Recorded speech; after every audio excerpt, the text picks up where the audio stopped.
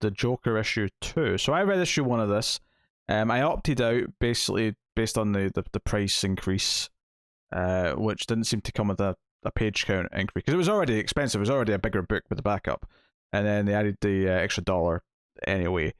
Which I think that all the covers do have cardstock, but that doesn't really affect when you're reading digital. However, Patreon wanted to make me keep reading it, and there's some big stuff in this actually. So obviously it's tying in March, and I will say March's art is a bit worse than this one, the first issue. Like the first issue was surprisingly not that offensive, and it's the kindest I've ever heard you be about March. I think issue 2 is maybe a bit more like there's definitely pages where it's feeling like Gillen March a bit more. So take that as you will. But there's big stuff in this issue, and I did like the story of the first issue. I didn't stop reading it because I didn't like the story, because it's not really a Joker book. It's a Jim Gordon book. And there's even references again in this issue to Year One, which again is as much of a Jim Gordon book as it was a Batman book. I believe those issues between arcs, which are going to be like I think the first one's Francavilla. They will be revisiting basically key moments between Gordon and Joker, their life. So one of them will be, I think, around Year One. I'm sure one of them will be set around killing Joke, things like that. That's kind of the point of those issues. I didn't remember there was going to be issues between arcs, but I'll take your word for it. We spoke about it in the solicits. I'm sure we did, but we talk about a lot of books in solicits. Yeah. So if you remember first issue, which I remembered fairly well. I mean, there was names that I couldn't remember, but it's basically some mysterious rich woman makes an offer to Gordon to hunt down the Joker and kill him. We don't know who it is. She had a weird name. Cassandra or something stupid like that. Some weird name. But it's obviously an alias. We don't know for sure who she is. It was a bit of a mystery, as was her big bodyguard, who under any other circumstances you would just assume it was Bane, given the stature. But Bane technically seemingly died in the A-Day stuff. So that seems unlikely. Although there is some Bane related stuff in this. There's people at Santa Prisca wearing Bane masks, genetically altering someone to presumably also go after the Joker, because they're blaming Joker for the death of Bane, as well as a Texas Chainsaw style family, which is teased at the start. I was like, who the hell are these 4 characters in this page? And then at the end of the issue, I'm like, oh, it's like a Texas Chainsaw style thing, because they're actually in Texas as well. All sorts of wackiness. But there's some big stuff in this. So I actually really like the core story. I like this is Jim struggling with this offer that he's been made, and he talks about how there was this time back in the sort of Year One-ish days where Babs was pregnant. They already had Barbara. It was a bit later, but it was definitely Year One, because he talks about how Flash made this offer that, hey, there's some ways to make some extra money in Gotham. If you're willing to bend the rules a little bit, and Gordon obviously hated the idea, but he kept thinking about how much is it going to cost to put 2 kids through college? How much is it going to cost to do this? He's supposed to be the sole supportive worker in the family, yada yada yada. And he'd go out into the balcony, the fire escape, and he'd think about it. And if he ever was remotely tempted, the second he stepped out into the cold and looked at the city at night, he'd be like, no, I can't. It's just not me. It doesn't matter. It doesn't matter, whatever ways I could possibly justify it. It's just not me. This is who I am. And he goes out to the fire escape here, and Batman shows up because he has a mini signal to attract them. And they talk about stuff, and he notably leaves out the part where he's been asked to kill Joker, but he tells Batman about the offer to go and hunt down Joker. And he talks about how he's got cards left to play up his sleeve, right? He's always had a couple of cards to play. He's got one card to play in the context of working with Batman, the context of this and that, and basically he's not asking for Batman's approval. And Batman kind of says, "You're telling me all this because you want to do it."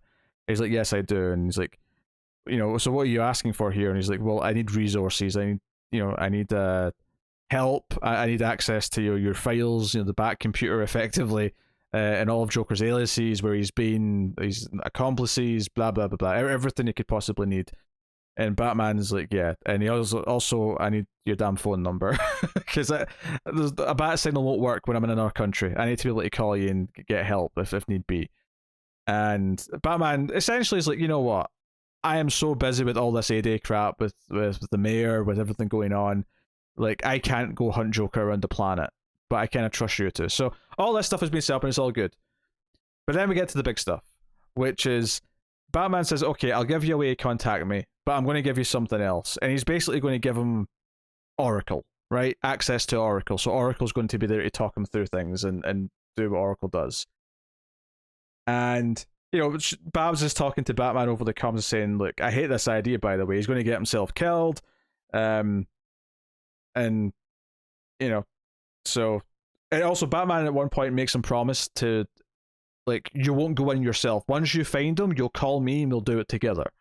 And he kind of, like, slyly dodges the promise by saying that makes sense. And Babs immediately points to this and says, you know, he technically didn't promise anything. He just said something else. And then Jim says, okay, I've been holding on to a card for years that I'm going to play, because this is going to make Batman question why I'm holding something back or why I've not promised something. So I'm not sure how much he's hearing some of this, potentially, at a certain point, because they're not using, like, names yet or anything like that, I don't think. Because she even speaks in third person, because he can definitely hear, because she doesn't refer to him as dad or anything. She says Commissioner Gordon. So that wraps that up. But so Gordon plays the card that he's been holding on to for years. He just says, "Are you sure you're not just worried about your old man, Barbara?" And, like, Batman and Babs both, like, are in shock. So the big thing here is that Jim reveals that he's known for years that Oracle and Batgirl are Barbara. And I don't actually dislike this, because, for one, he's around her a lot more than any other Bat characters. I'll buy that he's not went looking for who Batman is and whatever, and so on. But not much out of respect of anything as well. Yeah, that too. But the idea that he is around Barbara a lot more, and it even actually clears up something from a previous story, which, you know, I didn't necessarily need them to, but they go into I can't remember if this was this during the Rebirth run, or was it back in the New 52? Whenever James Gordon Jr. died, was that during the Rebirth? It was New 52. Was that New 52? Anyway, so there was a point in that Babs brings up, like, so basically after he reveals this, Babs doesn't even, like, continue the conversation. She just says, "Dad, come to the watchtower now." That's all she says. Or the clock tower, sorry. Not the watchtower. You are thinking a bit where this was where he died, where, like, fell off the roof, right? I think so, yeah. I think so. It doesn't specify. She just says, basically, what she brings up when he comes to talk to her is, like, okay, forget the fact. First of all, there's a lot of questions I have going through my mind. One, like, how much else do you know? What do you know exactly? And, you know, Gordon sort of fesses up, okay, I know you're Batgirl, or you were Batgirl. You know, and your Oracle now, I guess. And she's like, yeah, I'm still figuring things out. And they kind of, like, you know, go back and forth. And even, and one of the small moments here that I really liked, which is tiny and really getting, like, something you have to do here, is that when she explains, yeah, I'm Oracle again, I'm figuring things out. You know, the tech in my back that helps me walk, you know, it's been kind of put through the paces because of being Batgirl, and you know, there's a bit of a timer on being Batgirl, and technology could get better, and, you know, there could be a fix for it, but there's just a little moment here where Gordon says, for the first time ever, he's been able to ask a question about being Batgirl, and all he asks is, "Are you in pain?" When he hears about the chip or whatever not being in the best condition. It's that little moment of, like, for the first time as a father, knowing for years who Batgirl is, he actually just gets to say, "Is this hurting you in some way? How do you feel about this as Batgirl?" I don't know. It was kind of a sweet moment. And they talk about how Joker's affected both of them, and, you know, her brother, what happened to her, all, you know, the stuff you'd expect them to bring up, and he actually confesses. He says, you know, the mission is to kill him, and he's not decided yet. You know, one of the cards that he's not played is that he doesn't really have to decide if he's going to go through with it until the moment, until he actually gets to him. Up until then, he can go the other way. And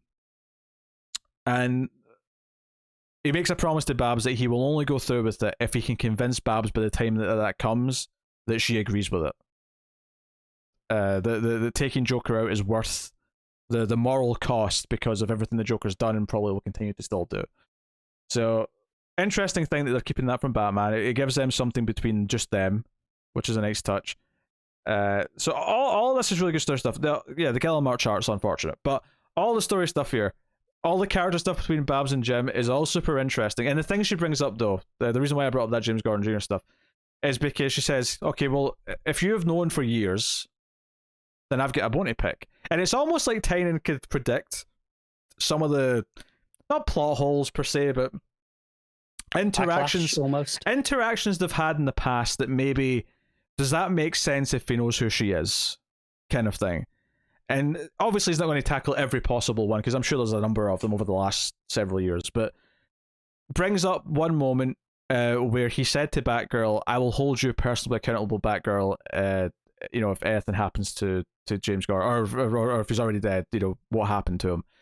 And she brings this up and says, you said that to me and you knew it was me. What the hell? Like, that's kind of cold, as if you know I'm your daughter. And he basically fesses up and says, like, it was unfair to say that, and he was obviously maybe even angry. If you go with the assumption that maybe he's only known for a brief moment or for a brief while that who Batgirl is, that there's an extra layer of anger to it because of the lies and because of who she is and what she's doing. And I think what I like about this reveal, that he's known for a long time and he's chosen not to reveal it for a number of reasons, but part of it may just be out of respect for his daughter as well, that she chose this to be a secret, so he's holding back.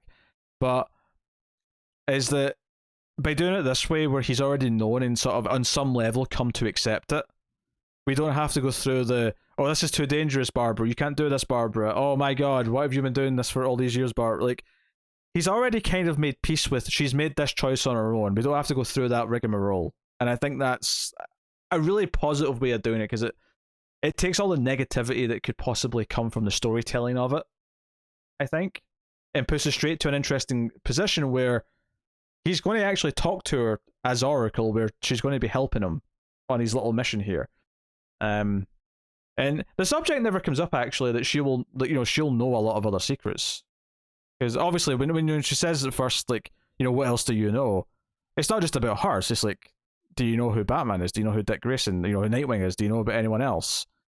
It's just, I don't know, it's just this interesting. Like, I almost imagine, if her and Dick do end up together long term at some point and they do go through those paces, I do wonder if there's like a, here's my boyfriend, and kind of like him just looking at Dick and being like, all right, which one are you?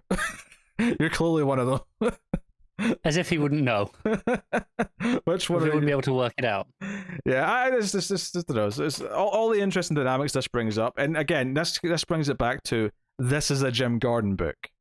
I know it's called Joker. I know it's about hunting Joker, and there is a Joker scene in this one in the middle where, Gordon talks about how he heard rumors once that Joker and some of the other big villains, like, there's a network of like safe places for them to go and hide when they're not doing their thing, and they've been using it for years, and they try to kick Joker out because he kills like one of the neighbor like hideouts, and Joker basically says, let's set up an ambush because there's going to be people on the way. But a lot of this issue is Barbara and Jim talking to each other and talking about all this stuff and their condition. She gives him a special phone that's red because he always loses the phones that she gives him. And I'm pretty sure that I've heard this joke before, so this isn't even just out of nowhere, this line. This is something that's been brought up before, is that she's given him like phones for Christmas and stuff that he's lost. It sounded familiar to me.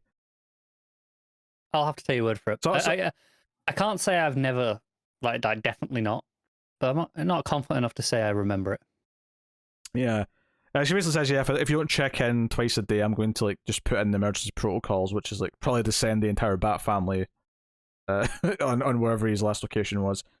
And does mention that there is like safety locks on the Bat computer. Like, he's getting access to the Bat computer database, but a lot of it's going to be blocked off. Like, and ghost, basically. Yeah, but unless you give me a really good reason to unlock a certain thing, like you're only getting this portion that's been deemed relevant. So, so not only do we get a Jim Gordon book about him dealing with the horrors that the Joker's put him through on a personal level, and him hunting down Joker, and maybe him questioning, can he take a life, the worst possible life, for all the best reasons? Can he cross that line? We're also exploring him knowing who Barbara actually is, and the dynamic of them working together on some level. So there's a lot of really good things going on in this book, that if you like these characters, like Jim and Babs, like there's stuff here to care about. So, which is it's frustrating that they're overcharging for the book, because it's and obviously the art has been Gillen March, but that's whatever. Then we go to Texas, right? So there's 4 characters teased early in the book, as the opening narration was happening. And it even looks like the house, specifically from the remake of Texas Chainsaw.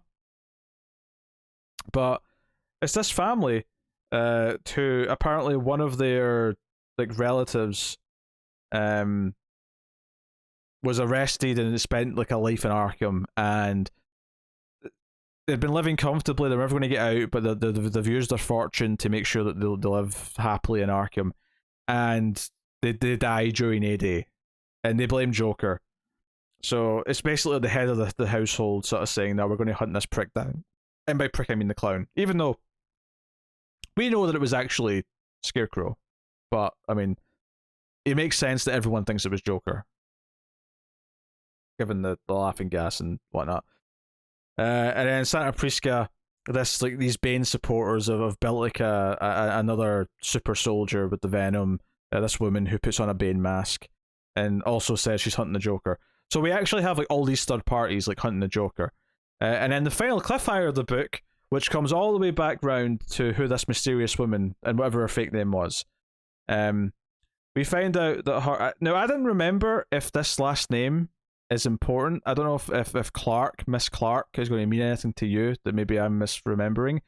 But it turns out that she's actually working on behalf of the Court of Owls, who also want to go after Joker. And she's basically making good for her family name, which is why I think maybe the Clark names came up before at some point. I don't remember it, but that would be presumably in the early Snyder stuff at the start of New 52, right? Which, was like a decade ago. Yeah, so basically, her father or mother or whoever who was in the Court of Owls like failed back in the day, and she's like sort of regaining the honor, and she puts on the mask at the end. And it's finally time to teach the Joker to beware the Court of Owls. So she's that. So this book, this issue did a lot, and it's 20 pages. Like most of it's one conversation between two conversations, Batman and Gordon, and then Babs and Gordon, and those are both really long. They both got all the time they need to flesh out. But there's the all these teases at the start of all these other groups. There's a scene in the middle with the Joker to break it up, and then the ending is like the payoff to all those teases at the start of like, okay, this is all third parties, third, fourth, and fifth parties who are also hunting the Joker, which is only going to make Gordon's life more difficult on this mission, you would expect. From a storytelling perspective, I think this book's really well put together, and from a character perspective, I think it feels really important for the primary characters we're dealing with. Amusingly, not Joker, despite the fact that it's called the Joker. But that's okay. It's a Commissioner Gordon book, and it wouldn't sell if it was called that. So,